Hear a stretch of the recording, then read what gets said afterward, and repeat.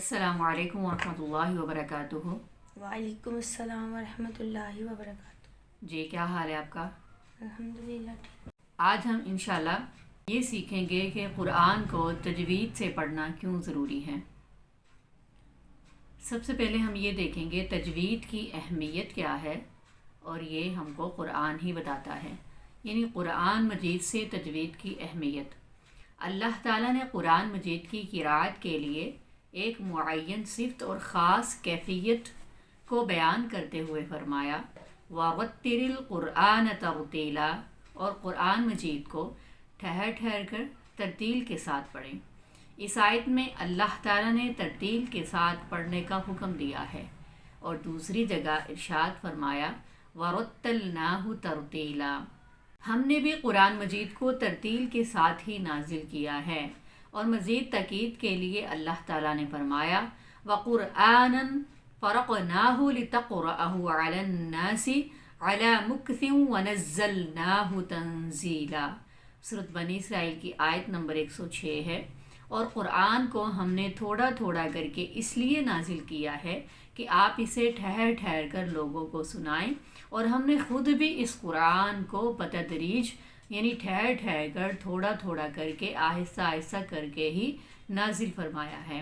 اس آیت کریمہ کی تفسیر میں شیخ عطیہ رحمہ اللہ علیہ اپنی کتاب غایۃ المرید فی علم التجوید میں فرماتے ہیں کہ لِتَقْرَأَهُ عَلَى النَّاسِ بِتَوَسُّلِ وَتَجَهُّلِ فَإِنَّ ذَلِكَ أَقْرَبُ لِلْفَهْمِ وَأَسْهَلُ لِلْحِفْظِ، یعنی قرآن کی قراءت نہایت تسلی اطمینان سے فرمائیے، کیونکہ یہ فہم کے قریب اور حفظ کے لیے زیادہ آسان ہے، اور ایسا پڑھنا تجوید کے احکام سیکھے بغیر ناممکن ہے۔ ان آیات میں اللہ تعالیٰ نے آپ صلی اللہ علیہ وسلم کو قرآن مجید کو جلدی جلدی پڑھنے سے منع فرمایا ہے۔ یہ اس بات کا واضح ثبوت ہے کہ امت محمدیہ کو اس چیز سے بچنا چاہیے، بلکہ قرآن مجید کو آہستہ آہستہ تجوید کے ساتھ عمدہ طریقے سے پڑھنا چاہیے، اور یہی ترتیل ہے جو کہ دو چیزوں پر مشتمل ہے۔ نمبر 1 پہ آ جاتا ہے لسانی ریاضت۔ لسانی ریاضت کیا ہے؟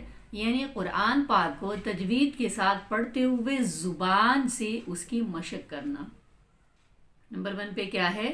لسانی ریاضت میں قرآن پاک کو پڑھتے ہوئے زبان کے ساتھ اس کی مشق کرنا۔ نمبر 2 میں ہے قراءت پر ہمیشگی اختیار کرنا، یعنی جو ہم پڑھیں گے، جو سیکھیں گے، قرآن کو تھوڑا تھوڑا روز روز پڑھنا ہے، چھوڑنا نہیں ہے، یعنی 2 دن پڑھ لیا، 4 دن پڑھ لیا پھر چھوڑ دیا، نہیں، قراءت پر ہمیشگی اختیار کرنی ہے۔ نمبر 3 پر ہے حروف مرقق کی ترقیق اور مفخم کی تفخیم، مقصور کی قصر، ممدود کی مد، مضر کے اظہار، مدغم کے ادغام، مخفی کے اخفاء، یہ سب کچھ بلا تکلف ادا کرنے کو تجوید کہتے ہیں۔ اب یہ ساری چیزیں ہم انشاءاللہ ان کا مطلب تجوید کے کورس میں سمجھیں گے کہ مرقق کیا ہے، ترقیق کیا ہے، تفخیم کیا ہے، قصر کیا ہے، مقصود کیا ہے، ممدود کیا ہے، مضر کیا ہے، اظہار کیا ہے، ادغام کیا ہے، اخفاء کیا ہے، یہ سب کچھ انشاءاللہ ہم قاعدے کے تجوید کے اس کورس میں آگے جا کے انشاءاللہ ہم سمجھیں گے۔ ارشاد باری تعالیٰ ہے الذین آتیناہم الکتاب یتلونہ حق تلاوتہ، یہ آیت ہم سب نے سن رکھی ہوگی، پڑھ رکھی ہوگی، یہ سورۃ البقرہ کی آیت نمبر 121 ہے۔ جنہیں ہم نے کتاب عطا کی وہ اس کو اس طرح پڑھتے ہیں جس طرح پڑھنے کا حق ہے۔ اس آیت کی تفسیر بیان کرتے ہوئے امام بیضاوی رحمہ اللہ علیہ فرماتے ہیں یتلونہ حق تلاوتہ کا معنی بیان کرتے ہیں ایو مراعات اللفظ عن التحریف والتدبر فی معناہ والعمل بمقتضاہ، یعنی حق کی تلاوت سے مراد الفاظ کی رعایت رکھنا کہ کہیں بدل نہ جائے، اور اس کے معنی پر غور کرنا اور اس کے مطابق عمل کرنا ہی تجوید کہلاتا ہے۔ نمبر 2 پہ آ جاتا ہے تجوید کی اہمیت حدیث سے کیسے ثابت ہے۔ سیدنا عبداللہ بن مسعود رضی اللہ عنہ بیان کرتے ہیں کہ رسول اللہ صلی اللہ علیہ وسلم نے فرمایا ان اللہ یأمرکم ان یقرأ کل رجل منکم کما علم، اللہ تعالیٰ تمہیں حکم دیتے ہیں کہ تم میں سے ہر ایک ایسے پڑھے جیسے اسے پڑھایا گیا ہے۔ اور سیدنا عبداللہ بن مسعود رضی اللہ عنہ بیان کرتے ہیں کہ رسول اللہ صلی اللہ علیہ وسلم نے فرمایا ان اللہ یحب ان یقرأ القرآن کما انزل، بے شک اللہ تعالیٰ یہ پسند کرتے ہیں کہ قرآن مجید کو اسی طرح پڑھا جائے جس طرح یہ نازل کیا گیا ہے۔